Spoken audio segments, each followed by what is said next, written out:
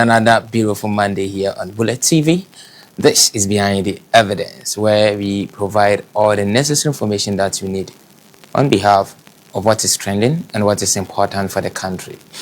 In fact, IMF has made some interaction with Ghana. In fact, we went to them some couple of years ago. This is not the first time, and that Ghana has seek some financial requirements or assistance from the International Monetary Fund because the economy was in crisis a couple of years ago, and anytime that we go to them, it's the same issue, the same story.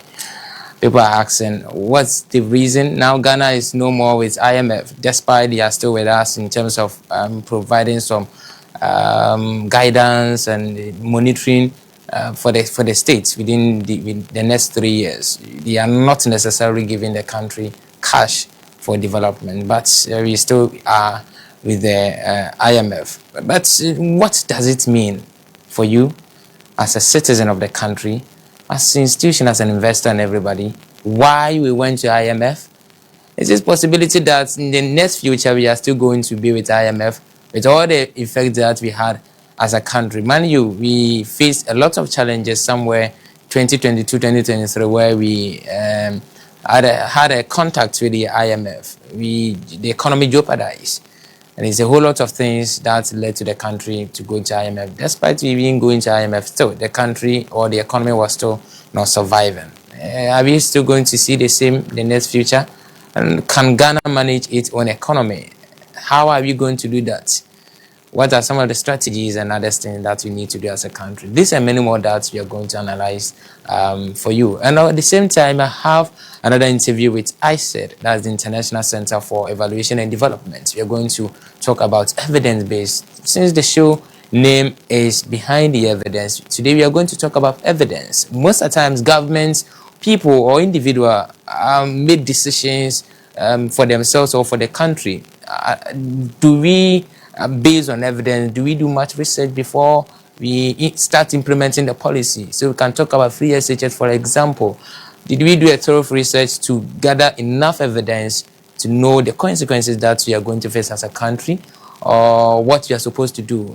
Or because we promise in our manifesto, we just start the policy just like that, and 1 year, 2 years, few minutes, then the challenges come down. We don't know what we are doing as a country. So I'll be having a conversation with ICED, one of their researchers, and we are going to digest the necessary for the country to concentrate on the evidence-based solution. And of course, they also have a conference coming on next month to be having a discussion about it. Why it's so much important for stakeholders to participate. My name is Maxwell Mensah. Don't go anywhere. I'm coming and start the analysis with this.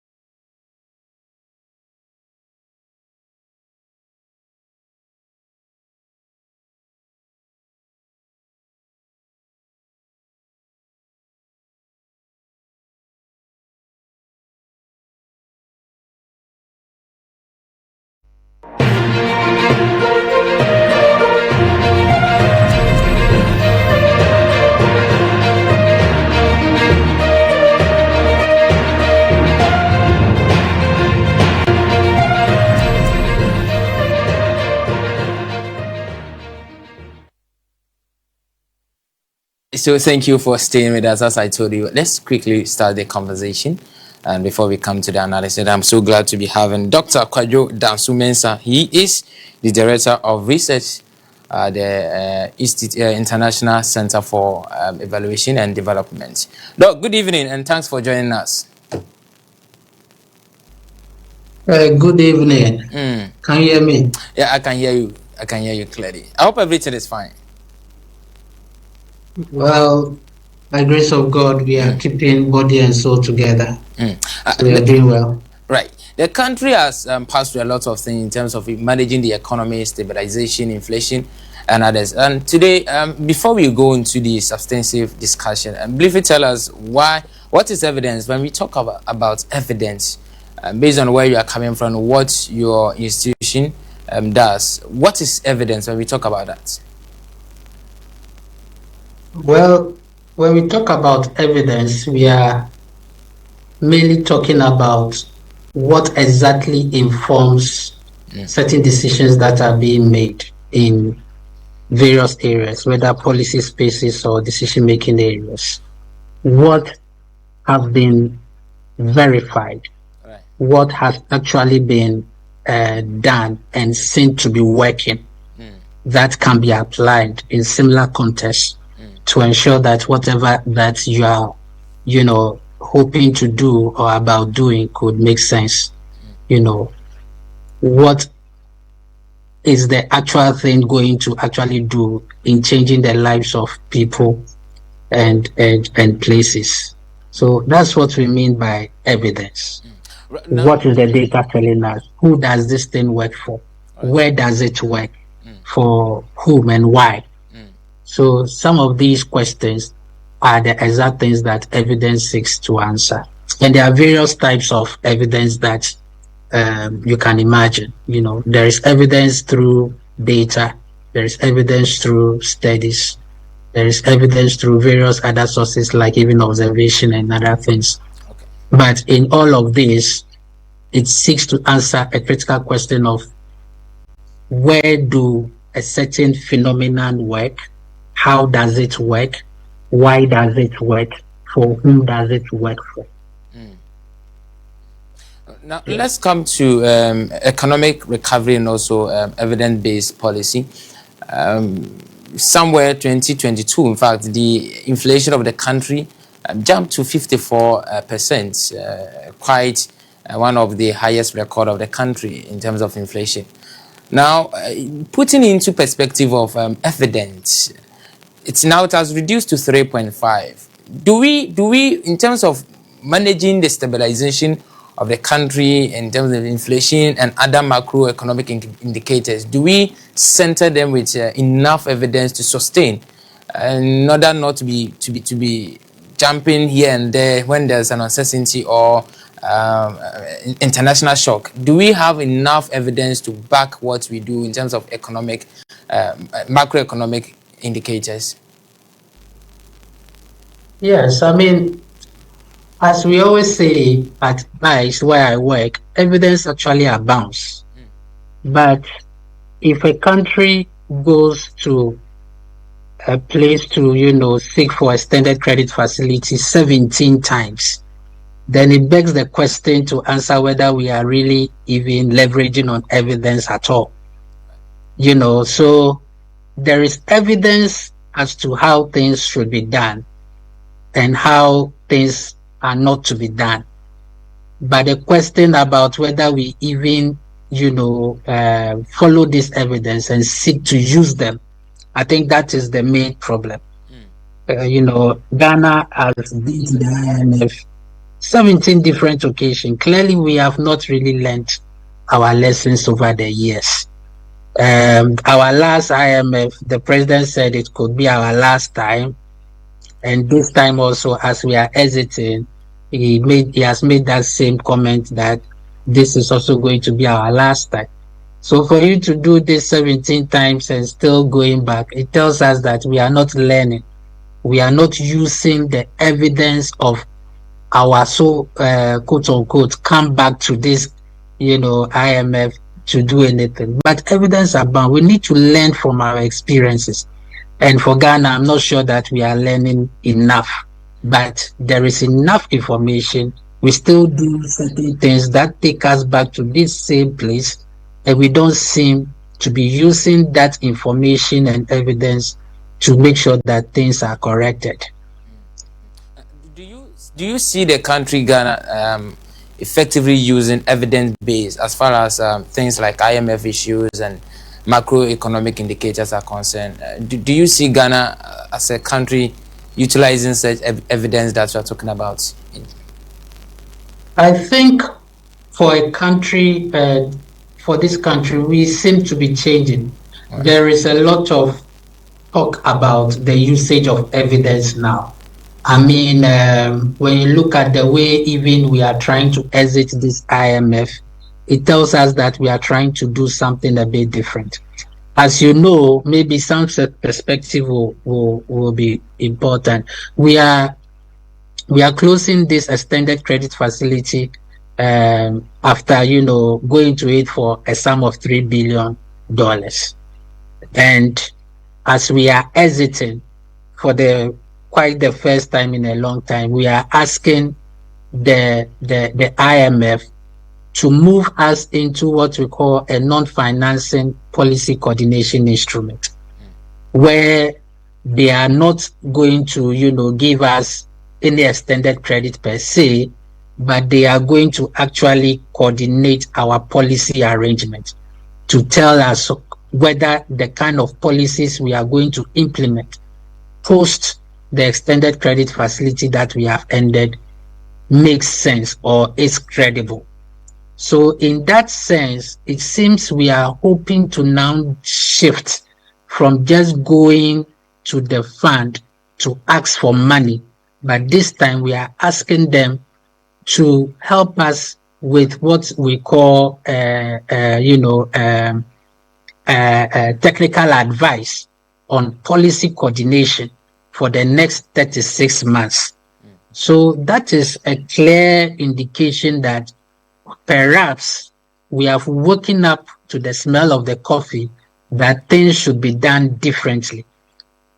Kind of like we want to have some credibility with regards to the policies that we'll be doing going forward, so that we don't always go asking for money, but we are going to actually use the advice of the fund to try and do certain policies right.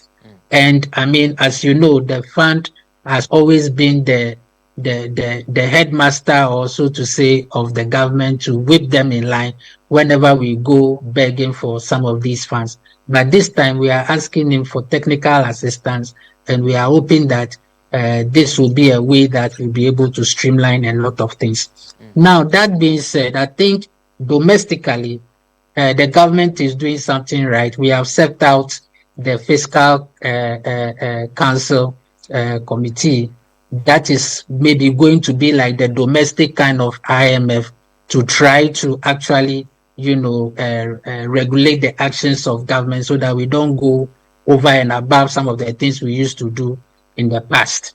So this fiscal council, to some extent, is expected to use the evidence of our recurring going to the IMF as a yardstick to try and correct government on the things that they will do.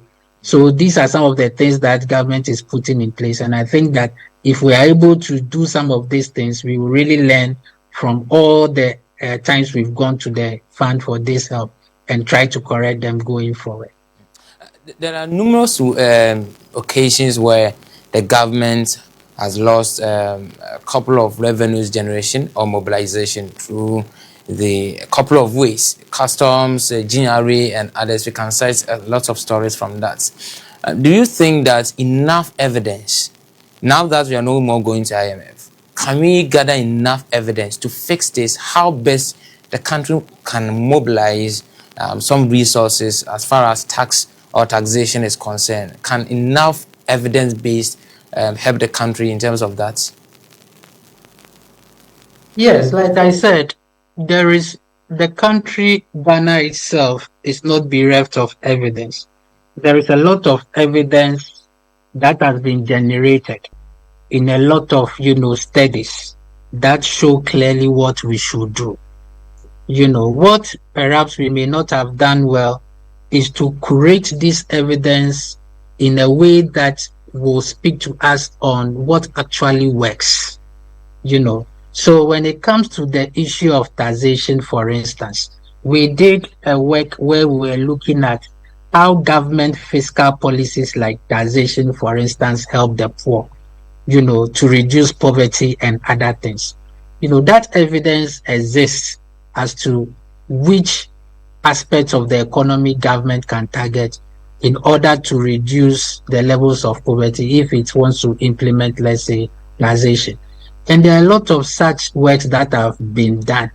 Perhaps what we have to do is how do we create this gamut of literature around some of these things and synthesize them to be able to tell the actual effect size of some of these policies on what we actually do.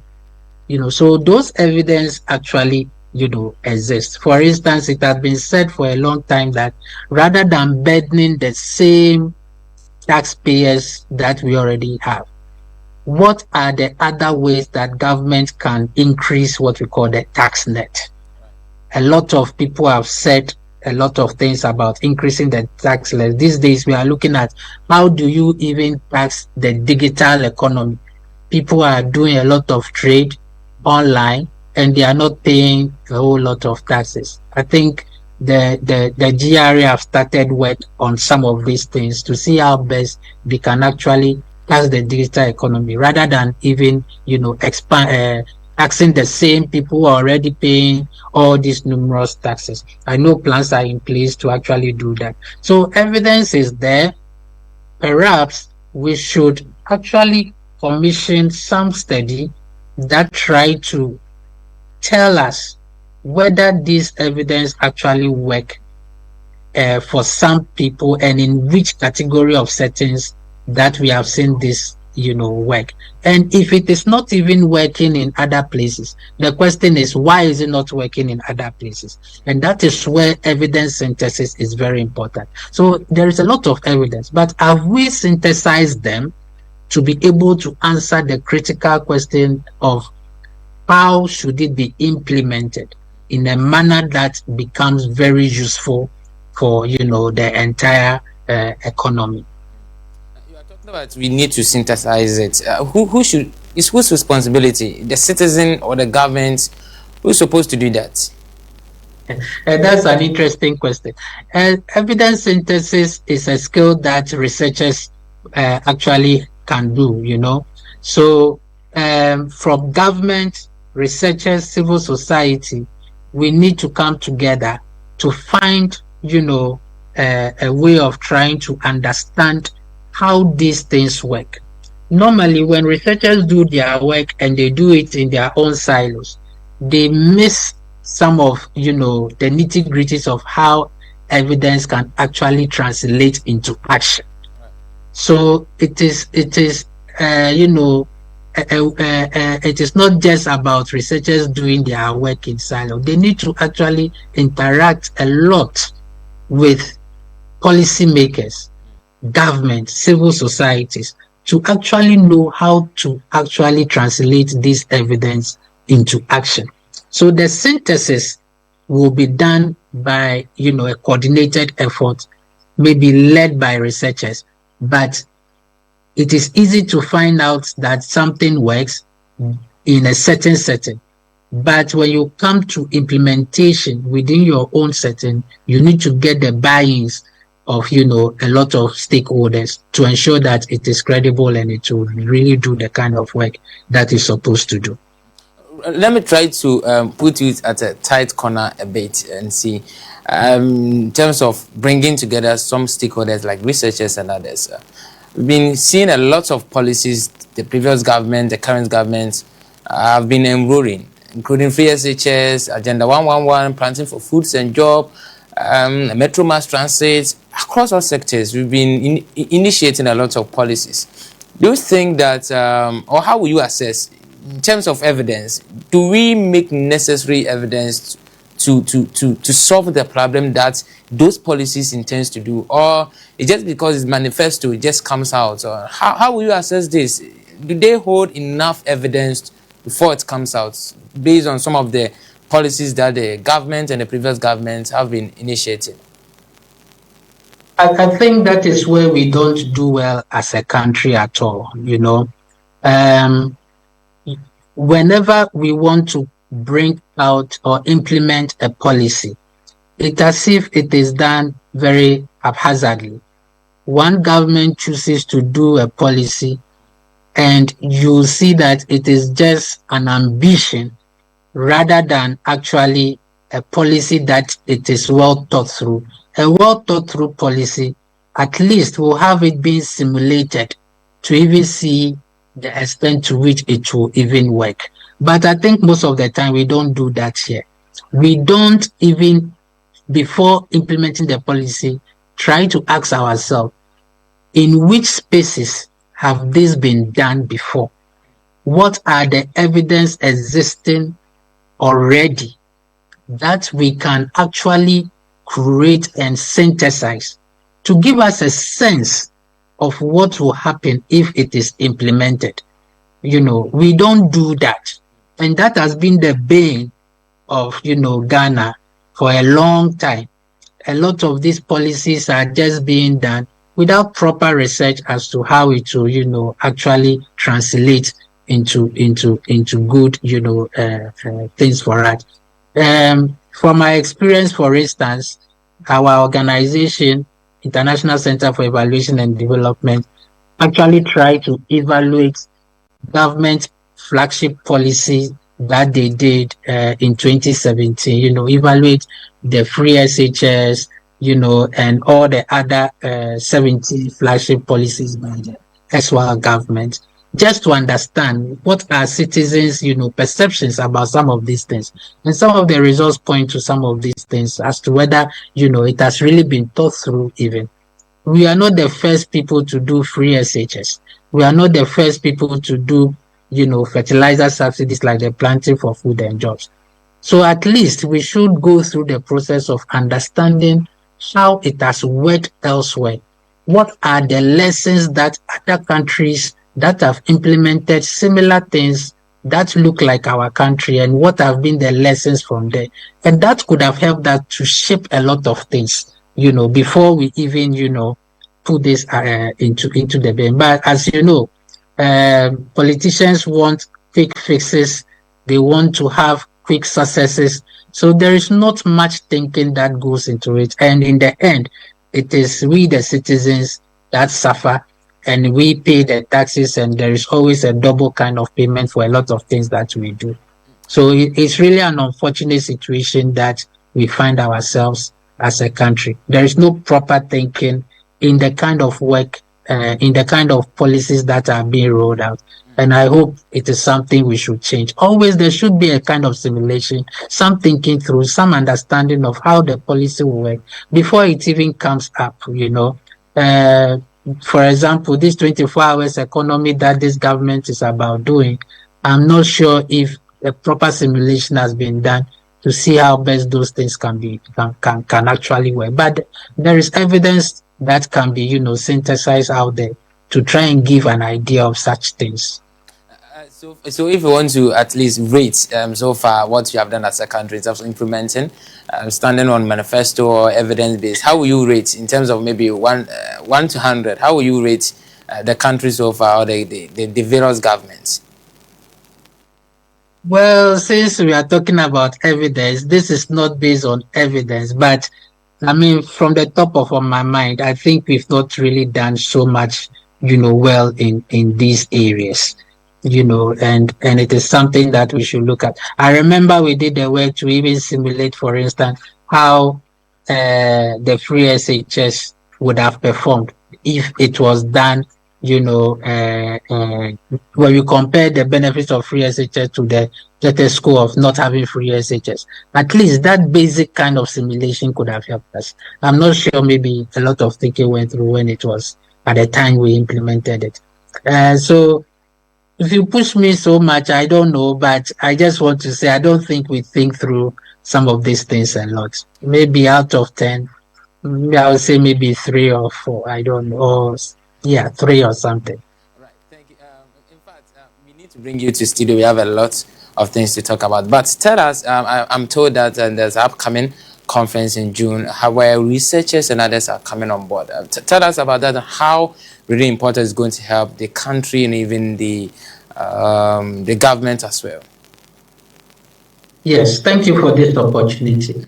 The Evidence to Action Conference is a conference where brings together policymakers, researchers, and civil society on thinking through strategies that we can bring evidence into real action. Like I said, it is not the lack of evidence that we actually have. The problem is, how do we translate this evidence into action?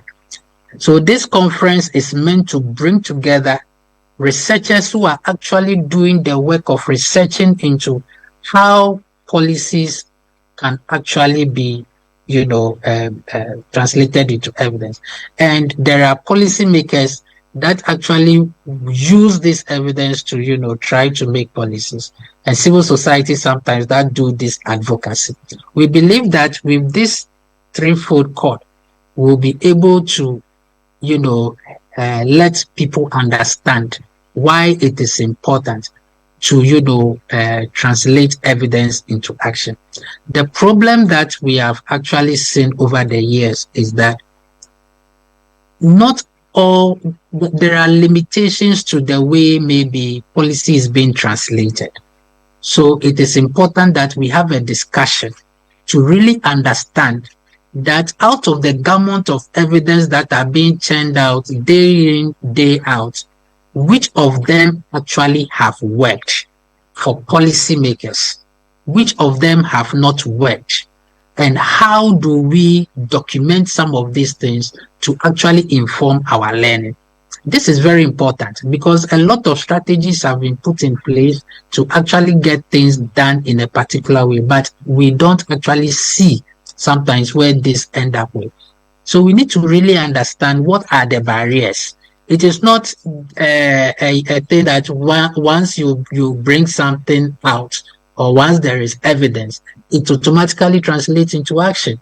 There are a lot of impediments, perhaps, in certain sectors, in certain rooms, some boardrooms, that actually either facilitate or reduce the acceleration of this evidence into action. We would like to understand some of these things. So it is very imperative for us to come together as a community of evidence generation experts, civil society, and policymakers to think through some of these things. So that is what the International Center for Evaluation is thinking about doing from June 22nd to June 26th, 2026.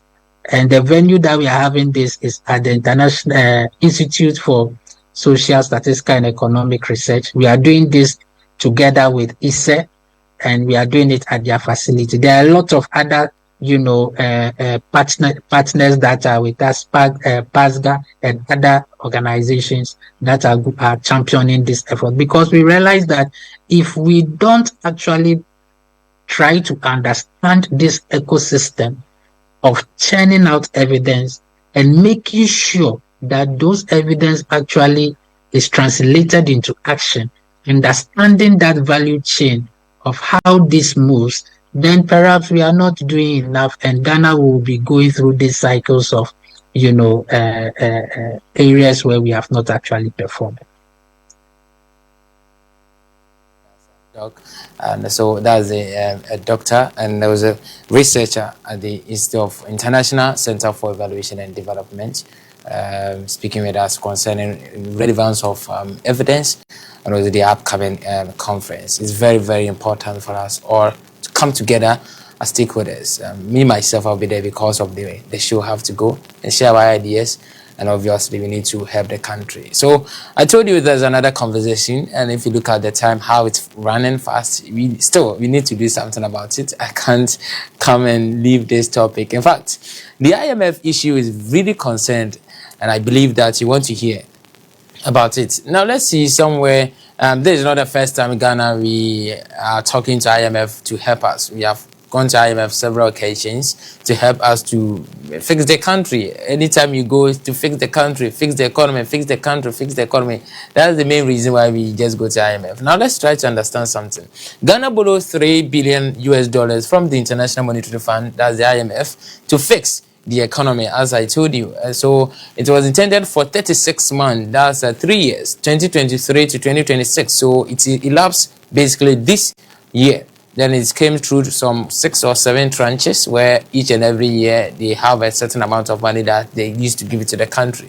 This was like an emergency loan to stabilize things. So the loan given to Ghana is just an emergency, more or less like someone having an accident, going to hospital at that particular time. The doctors has to stabilize the person before it passes through the other process. It is similar like this, that the IMF money given to Ghana is just to stabilize the economy, because at that particular point the temperature of the economy is too high. Therefore, IMF needs to step in and cool the things down for the country. Instead, Ghana has moved to a new arrangement called a policy coordinated or coordination instrument, the PCI. So the IMF and Ghana's journey for that particular 36 months or 3 years, as I said, has elapsed. Therefore, IMF is going, Ghana is also staying to develop our own country. What are we going to do as a country? Now, what we intend to do is that we want IMF to guide us. That's the PCI. The PCI is all about the IMF helping the country in terms of technical advice, guidelines, monitoring, and others helping, not necessarily giving the country cash or money. So now IMF is no more giving Ghana money, but they are assisting us with some of advice and others for the next 3 years. So from now to 2029, IMF is just helping the country. So what it means is that no more IMF loans or bailout money. So no more IMF loan. We are no more taking loans for IMF from now to 2029.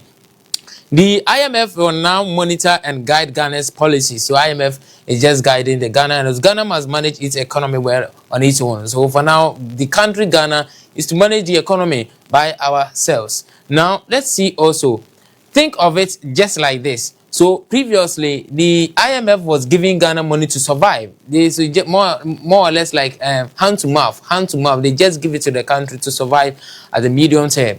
Now IMF is just checking and advising, not giving. So now IMF is just advising the country, but not giving. So Ghana is going to provide our own resources as far as money is concerned to survive within the next 3 years. So the change means that Ghana is expected to be more financially disciplined. For you to survive now, you have to be financially disciplined. Do not spend more, spend wisely. Make sure that the amount of money that you are using goes in line, calculated to where you're supposed to go. So if you say you are going to use 10 cedis to buy or to purchase this phone, make sure you use the same. Don't price it over. And you can see this current government is putting some measures to do that. Recently, the president assented to the value for money. All these policies are just to help the country to be disciplined in terms of the money. And also the focus is on long-term stability. So IMF money given to the country just to stabilize the country from the emergency, because you are at a point of dying. You are in coma. The economy is unconscious, so you have to bring it back to life to stabilize. So the IMF will just inject the money for you to stabilize. Then you will start taking off by yourself. So this is where we have reached as a country. Now the country must build trust with investors, and the moment you start taking loans and others, investors and people who gives creditors lose trust in you. Because they don't trust you. The economy is bad. That's why you are borrowing. But the moment that you be yourself, that you're able to manage yourself, the investors outside countries trust you to invest in your economy and also in your country. Now let's see. So as I told you, this is not the first time Ghana we are alleviating from the IMF program. This is the 17th time bailout. We went to IMF. Now let's look a little history about it. If you look at 2015 to 2019, that was the John Dramani Mahamad's administration to the earlier Akufo-Addo's administration. The Ghana took an amount of $980 million loan from the International Monetary, IMF, and to sustain, we took the money just to fix the problems, including the Dumsor and the power cuts and the also rising debt. So at that particular time, Ghana was in debt. So we needed to settle some debt. Without money domestically, we need to go to external people for money. And also, doomsday was another issue that we're dealing with as a country. So we needed some money. So we need to go to IMF. Ghana finished the program in 2019, and we said that we never go again. If you remember, the then government led by Kufuor said that no more Ghana going to IMF. But 2022, 2023, we went to IMF because of what? COVID-19 and others. So it makes the economy became weak, according to then government, that the Russia-Ukraine war and also the COVID-19 led the country to go to IMF. Now, 2022 economic crisis, as I told you, despite we gaining some momentum from the IMF, we couldn't sustain as a country. Too much government spending. The government was spending too much during that period. So because of the COVID-19, the lockdown, the things that the government provided led the government to spend a lot of money. So we needed some money henceforth. Now, borrowing and also printing money. The country started borrowing and also printing a lot of money. Someone will say that why we're printing more money into the system will cause us a problem. Yes, there will be a problem, because when there are too many or too much money in the system, it affects a commodity pricing. So it causes inflation. When there are too much money chasing a single product, you can see that that particular product will earn a variable or a value. So the prices of this will increase. So if I see too much money chasing my little phone, I'll start increasing the prices of this. So it makes the vulnerable people or the low purchasing power cannot afford this. But each and every day, I increase the price because more money want to purchase my phone. So this is why it is not advisable for a country to be printing more money into the system. But the country was doing that just to survive. Now, global problem like COVID-19, I told you this. Now, what happened during all these crises? Ghana couldn't borrow money international anymore. So we became so much indebted to the fact that Ghana, no international institution was giving us money. Prices of goods rose sharply. So you can remember during 2022, things that you were supposed to buy at 2 cedis sharply increased to 10 cedis, 15 cedis, and others, including fuel prices and even transport fares. There's a witness and also there's an evidence to this. So this is what we face somewhere in 2022 and 2023, where inflation is sharply increased more than 50% on food and other things that we consume. Debt became too high. So you can clearly see that 2022-2023, we borrowed a lot of money into the system because we needed money to survive because of the COVID-19 and Russia-Ukraine war. Because of all this, Ghana had no choice than to go to IMF back because there's no money in the system. Now, let's see so there are some core purpose why we went there. If you look at what IMF told the government or the Ghana, they gave us some rule. The first rule is that we need to reinforce the 5% budget deficit law immediately, meaning Ghana government must stop spending more than it makes. So what you generate internally, do not spend more than that. So within our own coffers, if you are supposed to provide or maybe generate an amount of maybe 100 Ghana cedis, we need not to spend more than 100 Ghana cedis as a country. We need to spend less or within the limits. And also the high price printing press. So we shouldn't stop printing money. As I told you, there's a consequences when a country or an institution starts printing money. There's an effect on the economy. So IMF told the government that no, stop printing more money into that. So this is one of the purpose we had from the IMF the moment we partner with them. And also the third one is modernization or modernized tax collection. So it also helps us to modernize some of our taxes. And they told us that because of we are losing a lot of money, and just the interview I had with this researcher, he made mention of, in fact, we are losing a lot of money from the downstream when we are collecting the taxes. We have a lot of stories where GRA will come and say that many people are not paying taxes in a whole lot of styles, including legitimate institutions. They are not paying taxes. How can we do that? So you need to go into digital. That's where IMF also suggested to the country, and the then government started implementing some at the customs offices and others. Now, stop the debt addiction. So IMF also helped the country to be addicted to debt. In fact, That's another thing IMF helped the country. And also make things at home. You need to do things by ourselves. Try as a country, not depending on any other country. Make some local goods for yourself to export and get some revenue for yourself. That's what IMF also helped us. Now there was a strict condition also. So, in fact, not only the money given to us, there were some strict conditions. Let's look at some of them. Revenue mobilization, also tax overhaul. So, they told us as a country that broad-scale rollbacks of customs and also corporate tax holidays. So, there were some people, some institutions, they were enjoying tax holidays. It's get to a point where the government will no more charge them with some money because of the tax holiday. But IMF said no. Charge everybody, irrespective of who they are. There's no exemption on them. So that's what it happens. Also, income tax progressively. So IMF also told the government that some people are those who are receiving higher salaries, tax them. So there should be something like that. Those who are receiving, those at the top, receiving higher income, the government needs to tax them. So IMF told the government to do that, and obviously they did it. And also VAT reform. So the government has to reform the VAT, how we collect some taxes. So we need to scrap some exemptions. People that, or the institutions that the government thinks that they are helping the country, so they are not paying some taxes. This is what the country is doing to help those individuals. IMF told the country, no, let them pay tax, despite they helping the country. So that's another conditions that we had. And also expenditure control. Also here, public sector caps. So this is where we had the DDEP or the haircut. So they told us that you need not to employ more money, more people into the system. The workforce or the work load shouldn't burden the government much. So the IMF told the government to keep a lot of people from the workforce system. So you can see that when IMF comes into your system, the government cannot employ a lot of people. This is because of IMF condition. And also subsidy removals. I told you that there are some assumptions that we are supposed to enjoy as a country on fuel prices and others. The government says no. This one, you need to implement an initiative to collect from the people. And also complete debt restructuring. So the people that we need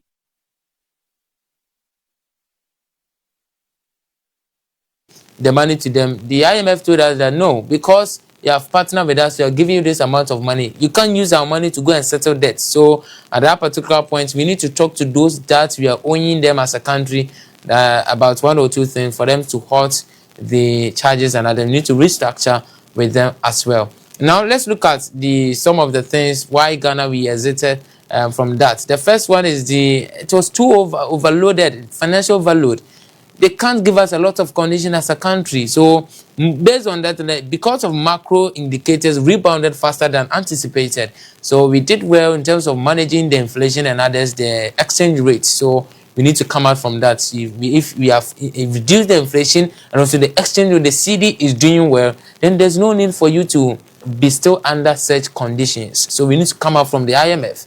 And also surge in external buffers. We are able to store a lot of money into our buffer stocks rather. So it's through the cocoa and also the gold that we exported saved the country an amount of 14.5 billion US dollars. So in terms of external shocks and others, we can still sustain. So that's why you can see that there's a global shocks and others, but we are still managing the situation in the country because we have something to secure or to protect the country. This is the reason why that we need to leave IMF. And also moving to the policy coordination instruments, because we have already moved to the PCI where they have to guide us. So there's no need for them to give us money.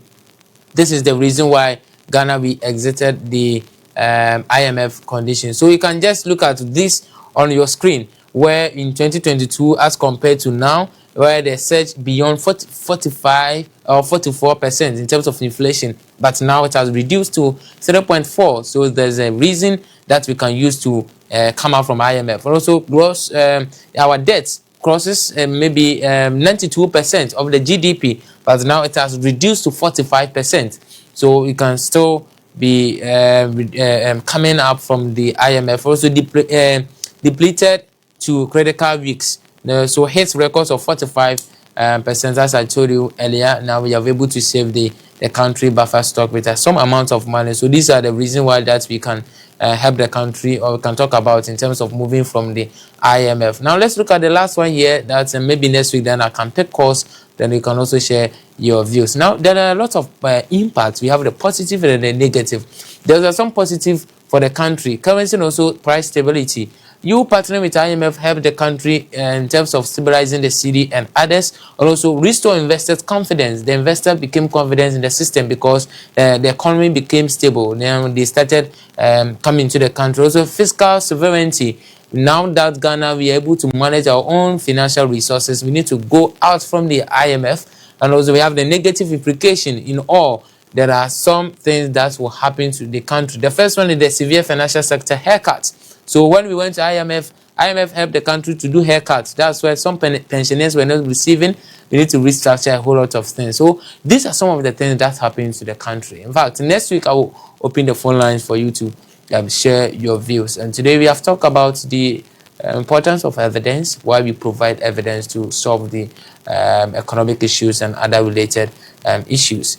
And we have also looked at the IMF, the reason why Ghana went to IMF, and the importance, what it has benefited us, and why we are leaving. And there's an importance for the country ahead of us. So my name is Maxwell Mensah, but I have some birthdays quickly. Let me do this birthday, then we wrap up for today. This one goes to my own little sister. She's celebrating her birthday. Sister Diamond, a little beautiful girl.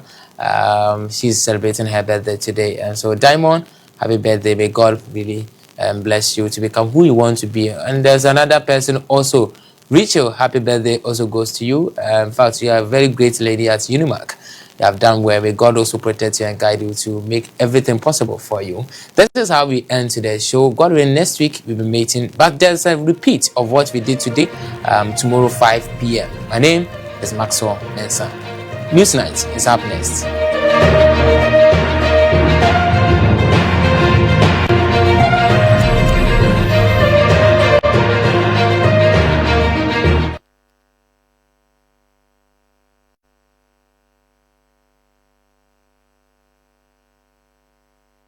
Wow, this is beautiful.